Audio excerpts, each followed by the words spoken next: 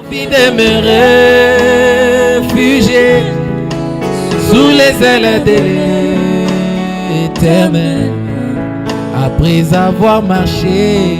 On en est là. Bonjour les amis. Bonjour les auditeurs de l'émission La Petite Charnière et les petits fantassins. Je suis heureux de vous retrouver encore une fois de plus aujourd'hui.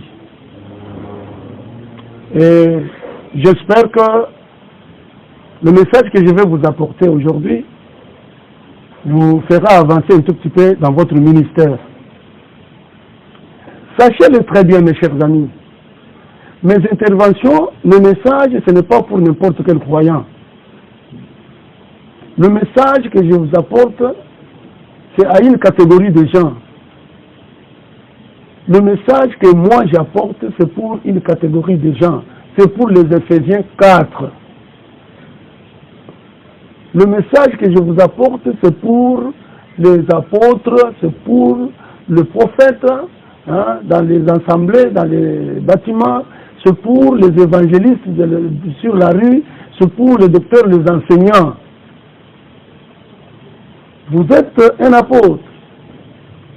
C'est pour vous que je suis là. Vous êtes un prophète dans les bâtiments. C'est pour vous que je suis là. Vous êtes un évangéliste dans la rue. C'est pour vous que je suis là. Vous êtes un enseignant. Vous êtes un docteur. Vous montez, vous descendez, vous allez ça et là. On vous invite pour apporter la parole de Dieu. Il sera vraiment bien pour vous de me suivre. Je crois que vous allez ajouter un plus dans votre ministère. Ici, c'est le ministère des anges. Ce n'est pas les 5 ministères de l'esprit. Mais le ministère des anges, c'est juste pour vous accompagner, vous. Vous qui êtes apôtres dans les bâtiments. Vous qui êtes apôtres des bâtiments. Vous sillonnez bâtiment, vous parlez du message du temps de la fin. C'est pour vous que je suis là. Et ici, c'est le ministère des anges. C'est pourquoi fait votre ministère. Nous sommes des compagnons de service pour vous. Vous ne pouvez pas aller sans nous en cette heure. Si vous croyez que nous sommes au temps de la fin, croyez que les moissonneurs, ce sont des anges. Et les anges, ce ne sont pas des anges catholiques. Ce sont des anges de la Bible. Ils sont des êtres très spirituels de toutes les créatures de Dieu. Et nous sommes dans l'âge de ce ministère. Depuis l'Ancien Testament, du temps des souverains sacrificateurs, des sacrificateurs, des Juifs, les anges étaient là. L'autre fois, je vous ai énuméré tous ces gens, quelle que soit la loi de Dieu, quel que soit le temple, quel que soit, ils ont reçu la visitation des anges dans l'Ancien Testament. Ils ont reçu la visitation des anges dans le Nouveau Testament. Et aujourd'hui, nous devons, c'est un devoir pour nous, le ministère des anges. Depuis les temps anciens, dès avant la fondation du monde, les anges avaient exercé ce ministère. Quand Dieu voulut créer l'homme, il les a associés à la création de l'homme. Il a dit, créons l'homme à notre image et à notre ressemblance. Ce n'est pas par hasard que Dieu pouvait dire une telle chose. Lui qui est à la fois omnipotent, omniscient, omniprésent, il savait que l'homme est comme les pensées de son âme. Alors il fallait que des anges soient là, il fallait qu'un ange soit là pour l'accompagner, pour le protéger, pour le diriger. Voilà pourquoi, en cette heure, Dieu nous a fait, nous autres, cette grâce-là, de faire partie de ce ministère-là. Nous sommes des dons pour vous, les Éphésiens 4. Le ministère des anges. Le ministère des anges, c'est à la venue du Fils de l'homme. C'est au retour de Jésus-Christ sur la nuée. Le ministère des anges, si vous croyez le message du temps de la fin, si vous croyez que nous sommes au temps de la fin, et que vous croyez le message du temps de la fin, le message du temps de la fin, c'est le Fils de l'homme qui vient avec des anges pour ce message-là. Ce n'est pas un message des Éphésiens 4, les 5 ministères, non. C'est pour un Éphésien. Éphésiens 4, 30. Ce sont les anges qui apposent le sceau. Lisez Ézéchiel chapitre 9. Nous sommes au temps où Dieu utilise les anges dans le champ qui est le monde. C'est le monde qui est le champ de Dieu aujourd'hui. Dieu a quitté le bâtiment depuis très très longtemps. Lisez Matthieu chapitre 6. Jésus s'est promené avec ses disciples. Il a trouvé les gens dans les temples en train de lever les mains, de crier à tue-tête. Donner des noms à Dieu. Jéhovah Jireh, Jéhovah Shammah, Dieu de ceci, Dieu de cela, bénis-moi. Jésus a dit, ne soyez pas comme ces gens-là. Dieu n'habitera plus jamais dans des maisons bâties de mains d'hommes. Depuis là-bas, mes chers amis. Vous avez votre Bible, vous lisez ces choses. Et vous, les Éphésiens 4, qui croyaient au ministère de William Marion Branham, qui croyaient William Marion Branham. William Branham, depuis sa naissance, il a réalisé la présence de l'ange. C'est l'âge où Dieu utilise les anges plus que les autres de ses serviteurs. Il a prêché l'ange et les 3 poules. Quel que soit le niveau, quelle que soit votre étape, quel que soit ce que vous êtes, vous devez réaliser la présence de l'ange.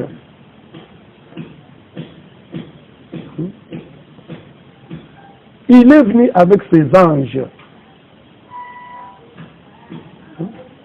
À la première venue, il était monté. Il a fait des dons aux hommes. C'était des pasteurs, c'était des évangélistes, des apôtres. Mais maintenant, il est monté avec des anges. Et il est déjà retourné avec les anges. Il y a une photo là-bas. Une photo atteste un événement. Quand vous voyez une photo tirée, c'est que c'était un événement déjà passé. Mes chers frères et sœurs, surtout vous qui croyez ces messages, vous les pasteurs de tabernacle. Tabernacle ceci, tabernacle cela. Mais comment vous ne pouvez pas réaliser la présence de l'ange? L'ange est créé, l'ange est l'image de Dieu.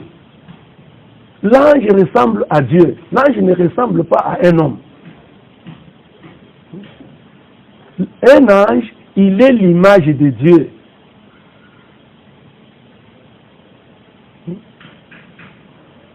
Un ange, il est l'image de Dieu, il ressemble à Dieu.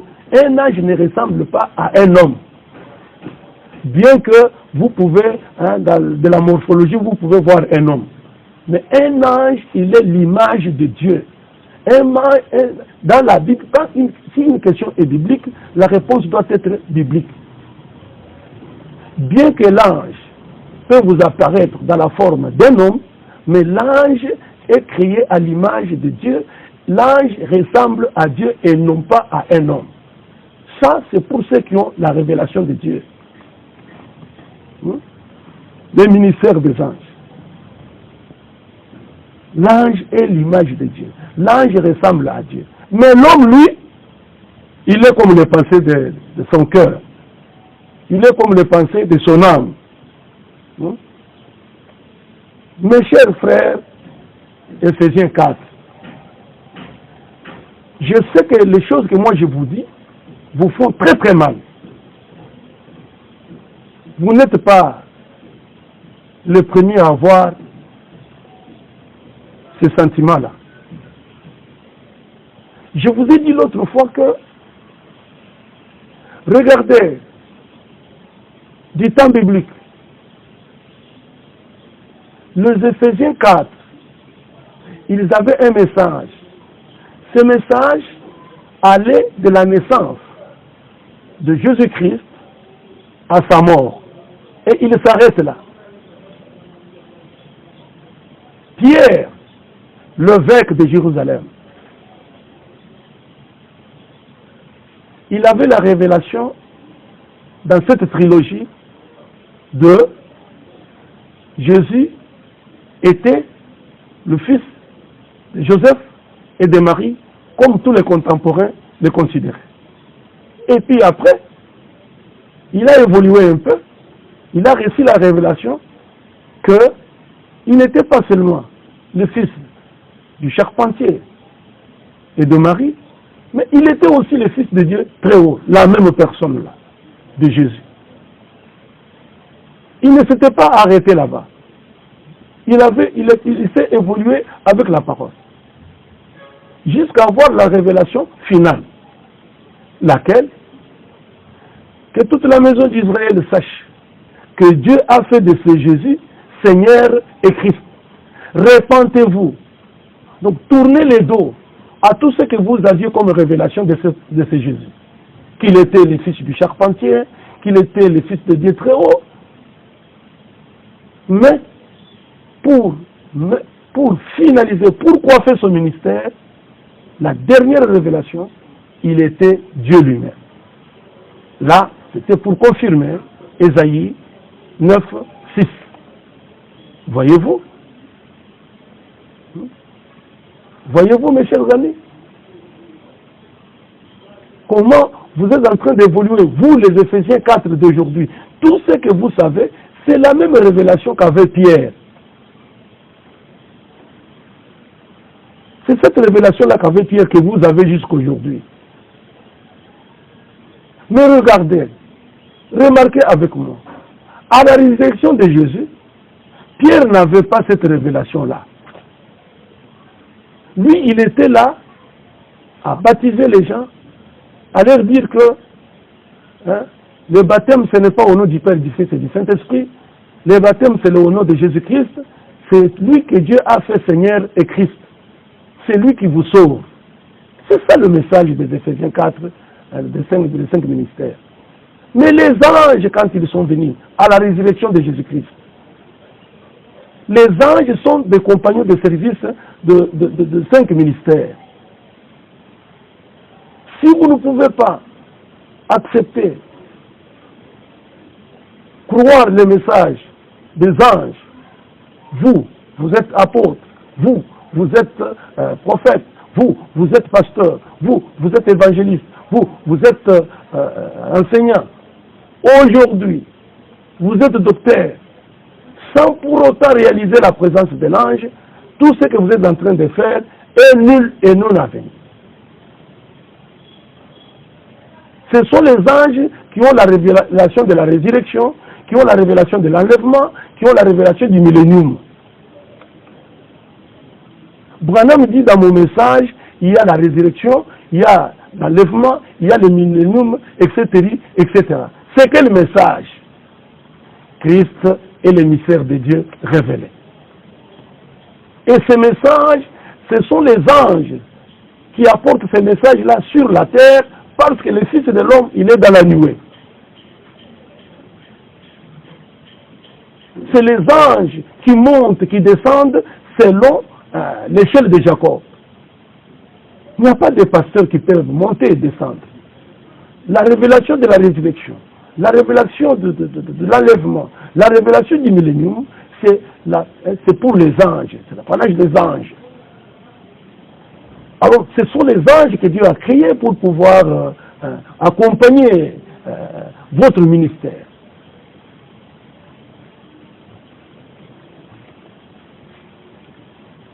Vous n'avez pas à apporter un message composite. Donc, chaque pasteur a son message à lui, qui est le message du temps de la fin. Chaque apôtre a son message à lui, qui est le message du temps de la fin. Chaque évangéliste, il est dans le message du temps de la fin, il a son message à lui. Nous n'avons pas un message composite. Nous n'avons qu'un seul message, c'est le message du Fils de l'homme, lui qui est le bon semeur de la semence. Et il envoie ses anges pour attester ce message.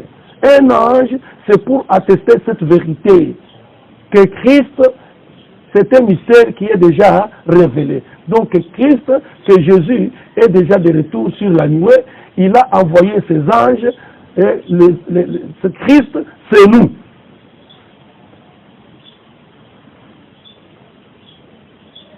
Parce que Jésus avait dit, il est avantageux que je m'en aille. Si je ne m'en vais pas, le Père ne vous enverra pas un autre consolateur. Mais si je m'en vais, il va vous envoyer le consolateur, et le consolateur vous amènera dans toute la vérité. Il ne laissera rien. Et voilà aujourd'hui, Dieu nous a envoyé un prophète messager à la fin des âges. Il est le Saint-Esprit de Dieu. Il nous a apporté la vérité. Et son message, c'est lequel? Je voulais répéter tous les jours. Son message est, double point, Christ est déjà révélé. Christ, le retour de Christ, ce n'est pas un mystère. Mais vous savez bien qu'un mystère, même révélé, garde toujours garde toujours quelque chose qui fait que ce n'est pas encore réel. Mes chers frères et sœurs, vous les ministres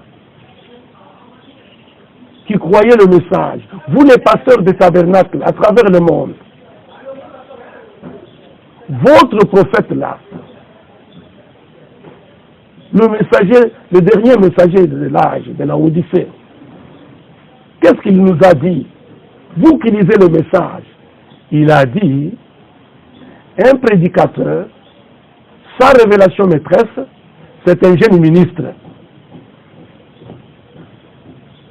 Et la révélation maîtresse ici, c'est laquelle? Au temps de la fin. C'est le retour de Jésus-Christ sur la nuée. Si vous n'avez pas cette révélation, vous dites non, je crois les messages, je suis pasteur, je suis un ancien. Mais un ancien sans révélation, vous êtes un jeune ministre. Avec cette ancienneté-là, vous allez aider qui? Vous n'avez pas la révélation. Vous n'avez pas vu Jésus retourner sur la nuée. Vous-même vous dites que je n'ai pas cette révélation-là.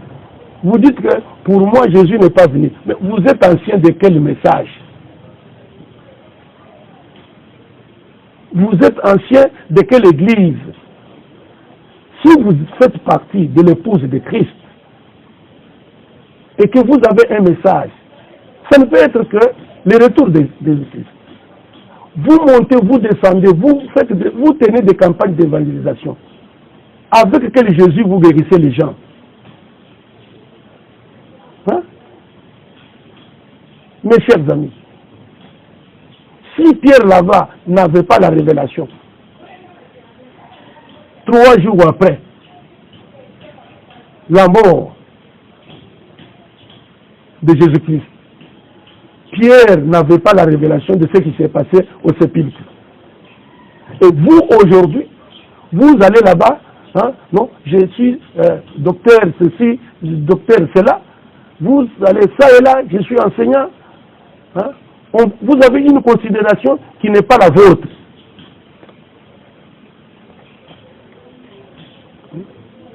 Et vous, qui avez la révélation maîtresse, comme quoi Jésus est déjà de retour, comment vous ne pouvez pas croire que l'enlèvement a lieu?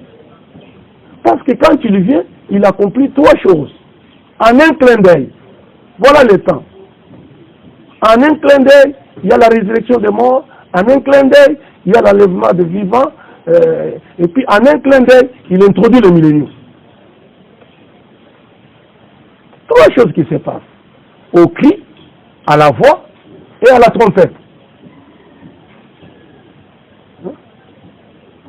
Le cri s'est fait déjà entendre.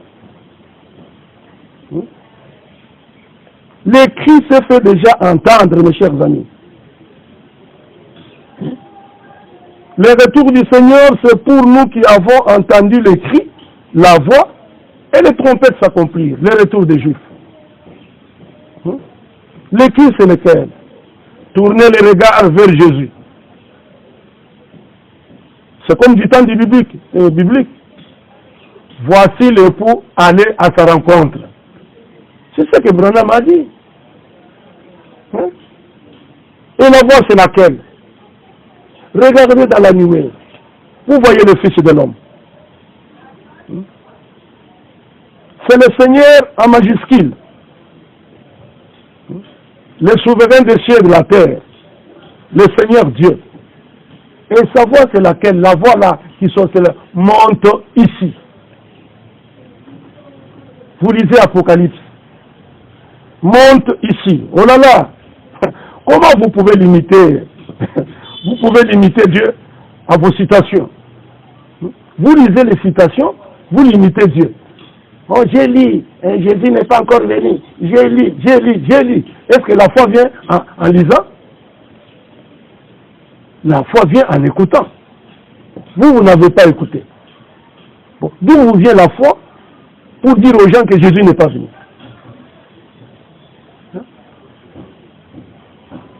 Ce n'est pas en lisant les citations que vous allez avoir la révélation. La révélation, c'est pour ceux qui attendent Jésus, pas ceux qui lisent les citations.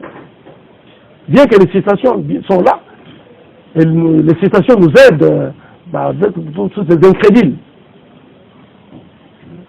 Nous utilisons les citations, nous qui avons la révélation maîtresse, pour condamner les incrédules avec les citations. La voix se fait déjà entendre. Monte ici. Voilà. Le cri s'est déjà fait entendre. Tournez les regards vers Jésus. Ne limitez pas Dieu à vos citations, les citations claires, et les ceci, les fils de l'homme. Ne limitez pas Dieu à toutes ces choses. Il ne viendra pas dans les... On n'a pas dit qu'il va venir dans les citations.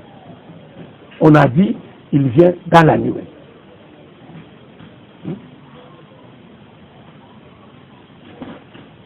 Mes chers amis, pourquoi vous avez une peur bleue quand on vous parle de l'enlèvement? Mais lisez dans votre Bible. Enoch en avait tellement marre de la terre, comme nous on en a tellement marre de cette terre. Quoi manger, quoi se nourrir, quoi s'habiller, ou loger, vous voyez toutes ces choses. Si vous avez marre de cette terre, mais demandez à Dieu que cette promesse s'accomplisse, que vous soyez enlevés. C'est ça la seule solution. Pour pallier à la soif, pour pallier à la faim, pour pallier à toutes ces choses. Mais Dieu a promis qu'il va vous enlever. C'est ça la réponse.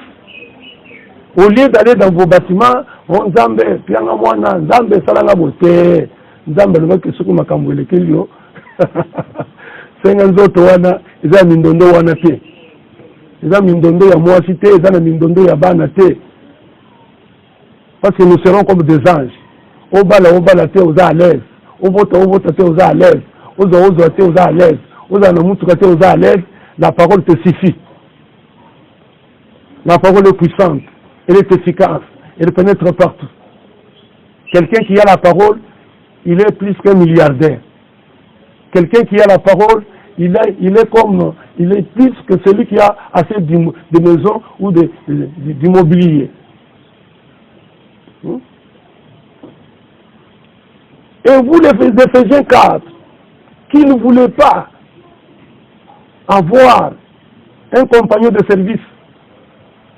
Et quand vous m'écoutez, vous dites, mais qu'est-ce qu'il raconte celui-là, ce monsieur-là? Qu'est-ce qu'il peut encore ajouter à ce message? Oui, il y a quelque chose à ajouter. Il y a un détail que vous négligez. Vous devez avoir un ange comme compagnon de service. Jean avait un compagnon de service. C'était un ange. Il lui a dit que je suis ton compagnon de service.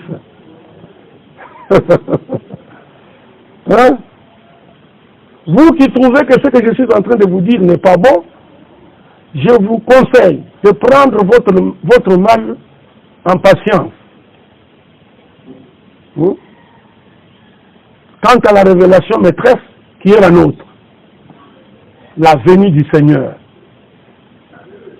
Hein? La venue du Seigneur.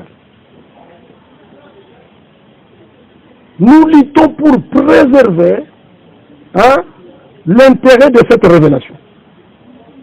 C'est ça notre rôle. Préserver l'intérêt de cette révélation. La venue du Seigneur. Christ est l'émissaire de Dieu révélé. Il est révélé dans sa parole. Pas dans les bâtiments. Ne dites pas aux gens, venez dans les bâtiments. Ce n'est pas l'air. Invitez les gens à aller dans l'enlèvement. En vos prédications. Attention, attention à la perversion de la pensée, hein, à diaboliser notre révélation. C'est tout ce que vous faites. Jésus n'est pas venu. Jésus n'est pas venu. Jésus n'est pas venu. S'il est venu, comment nous mangeons les foufous avec vous? Écoutez, Élisée n'était pas monté avec Élie. Il n'était pas retourné avec la robe. Le mortel revêtira l'immortalité. C'est ça l'enlèvement. Hein? Vous utilisez votre corps de changement et non ce corps ici. Bien que vous y soyez. Hein? Toutes choses anciennes sont passées, toutes choses sont devenues nouvelles. C'est ça revêtir l'immortalité. Hein? Jésus avait promis que dans la maison du Père, il y a plusieurs demeures. Ce sont des corps. Et quand tu le retournes, il vient avec des corps. Hein? Ce sont des robes d'occasion que Dieu nous donne. C'est ça, frère Israël. Hein? Attention à la perversion de la pensée, à diaboliser ce que moi je vous dis. Parce que vous avez déjà commencé cette campagne-là. À diaboliser ce que moi je suis en train de vous dire, alors que je suis venu, je suis votre compagnon de service, pour que vous puissiez bien asseoir votre ministère là, parmi les gens qui vous croyez. Qui vous croient. Oh là là. Je suis votre frère, un compagnon de service. Le service que vous vous rendez à Dieu là, moi je suis votre compagnon.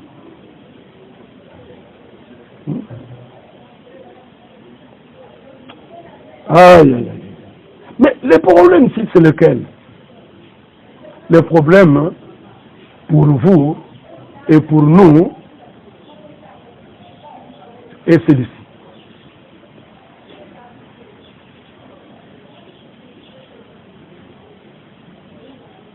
Il s'agit pour vous de savoir où vous arrêtez.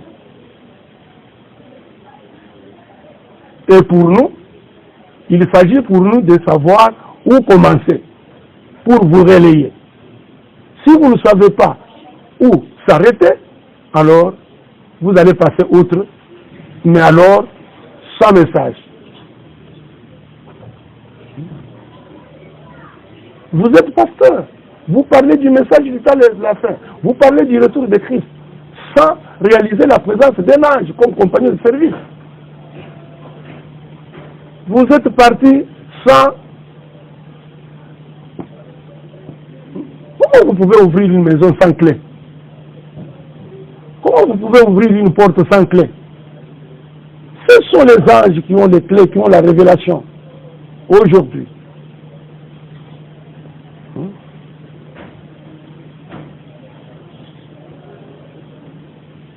Je m'oppose avec une plus grande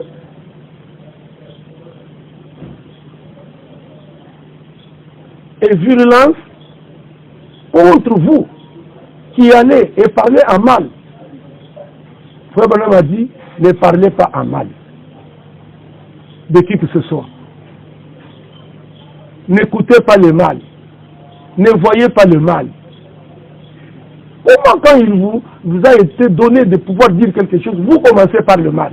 Le mal que vous avez entendu, le mal que vous avez vu.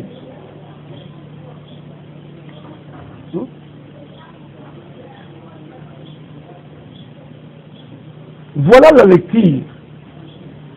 Une bonne lecture que je vous donne aujourd'hui. Savoir où s'arrêtent les uns et où commencent les autres dans leur position. Vous êtes pasteur dans le temple. Vous devez savoir où vous arrêtez. Pierre s'était arrêté à la révélation de qui était Jésus. Il était Dieu. Voilà votre révélation. Et arrêtez-vous là-bas. Dites aux gens, soyez baptisés au nom de Jésus-Christ. Dites-leur, vous avez besoin d'avoir le baptême du Saint-Esprit et toutes ces choses. Amenez les gens dans les eaux. C'est ça votre travail. Mais les anges n'amènent pas les gens dans les eaux. Hein? Les anges, ce n'est pas pour amener les gens dans les eaux. Les anges, ce n'est pas pour attester que le vrai baptême, non, non. Les anges, c'est pour attester que Jésus que vous attendiez, qui était monté dans la nuée, il est de retour dans la même nuée. Et que cette promesse-là est déjà accomplie. C'est alors que vous aurez un véritable message. Mais si vous faites le contraire, ça sera un message composite. Hein? Les pasteurs ont leur message à eux de la venue du Seigneur, les évangélistes ont leur Jésus à eux. Bon, quand vous aurez chacun un Jésus à lui, mais celui de la constellation serait de qui?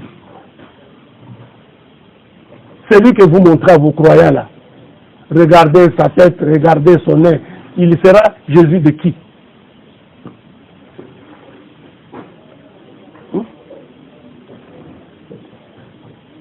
Voilà la vraie lecture, mes chers amis. Et non à la perversion de la pensée à diaboliser vos compagnons de service que nous sommes. Hein? C'est ça un ministère. Hein? Oh non, l'ancien a été à tel endroit. C'est ça votre ministère.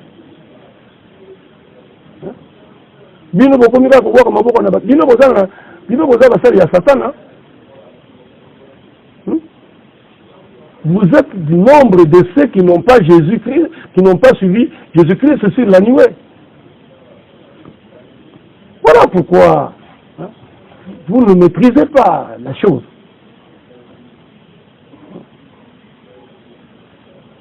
Nous sommes de ceux que Dieu a appelés aujourd'hui au ministère des anges pour attester les vérités à la fin du temps, à la fin du monde, pour attester les vérités de Dieu au retour de Jésus-Christ.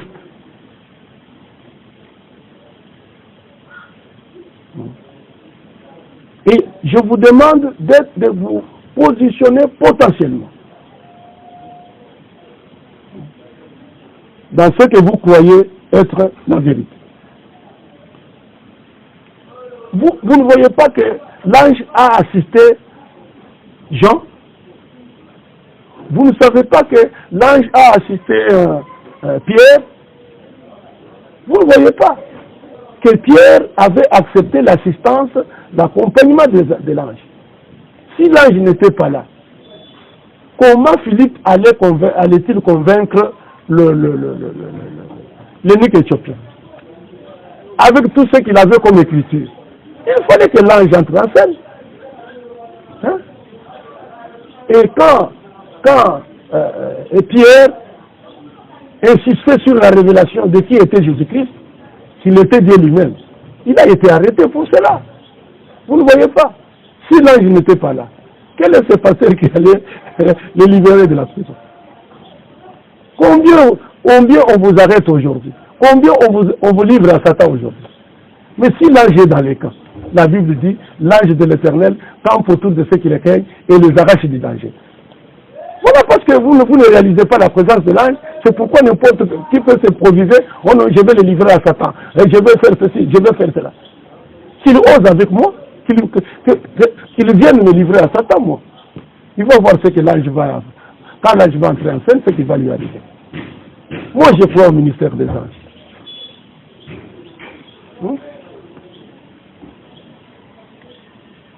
Mes chers amis, laissez-moi vous parler de la vérité. Quels que soient les géants qui se trouvaient dans les pays de la promesse, à Canaan, l'ange était dans le camp pour pouvoir venir en aide à Josué et à Caleb. Lorsque Dieu envoyait Josué là-bas, de l'autre côté, il devait tout détruire. Josué devait tout détruire. Et il avait tout détruit. Il en est de même de nous.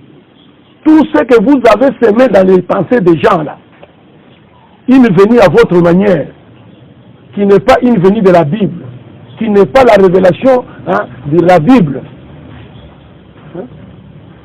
Quand il vient, il accomplit trois choses en un clin d'œil. Ce n'est pas qu'un clin d'œil, c'est juste le bâtiment mes chers amis. Mais comment vous pouvez dire il est venu, il y a eu la résurrection, il n'y a pas l'enlèvement, il n'y a pas le millénium? Alors que toutes ces choses-là, c'est en un clin d'œil. Et la Bible interprète ce clin d'œil-là une demi-heure de silence. C'est pendant ce silence-là que Dieu accomplit ces trois choses. Il les a déjà accomplies pour les véritables croyants. Pour les Jean et Allélo.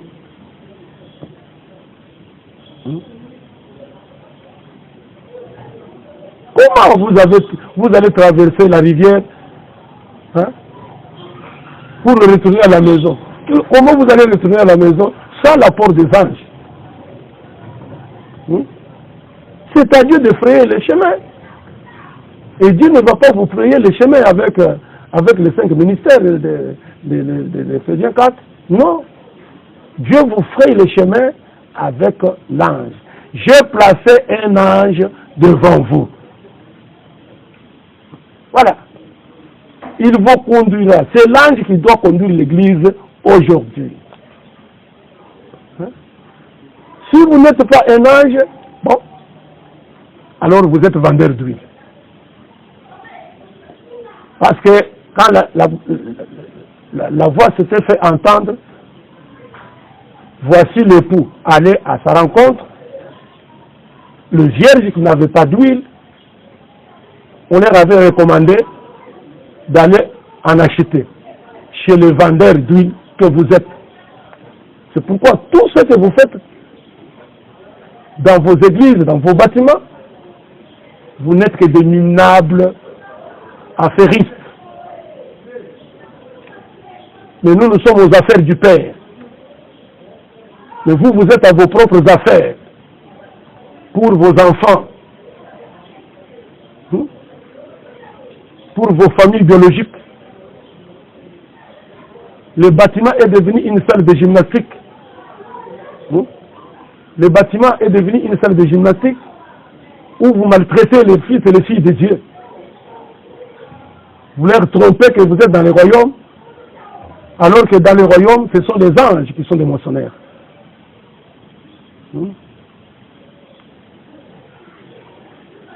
Mes chers amis, les anges ont mission de détruire les évêchés et leurs évêques, détruire leurs croyants fanatiques, raser tout, les exterminer tous. C'est le Seigneur Jésus-Christ qui nous a ordonné. Si nous ne le faisons pas, ce sont nos propres vies qui seront ôtées. L'ange et les 3 poules. Les messages de l'archange sur cette même route. L'épée était tombée dans sa main quand il avait rencontré le chef de l'armée de l'Éternel. Voilà, mes chers amis. Nous avons l'épée dans la main. C'est pour détruire tout ce que les évêques ont fait, tout ce qu'on a fait dans les évêchés. Vous n'êtes devenus que de minables affairistes à vos propres affaires. Vous préparez vos propres enfants biologiques. Vous préparez les païens, les gens qui ont assez de moyens dans vos églises, vous les élevez. Les gens qui ne sont pas baptisés du Saint-Esprit. Mes chers amis, j'allais dire beaucoup de choses maintenant, mais l'heure qui nous a été allouée est terminée. C'est le petit fantassin et la petite charnière des Écritures et des révélations. Soda Mouké, Soda Nankolo, Amataka PTT, mais attendez Bilombo Nanzoto, Nicolas Basolo Oyo. Que Dieu vous bénisse, que Dieu vous bénisse, que Dieu vous bénisse. J'ai envie de me réfugier sous les ailes de l'Éternel après avoir marché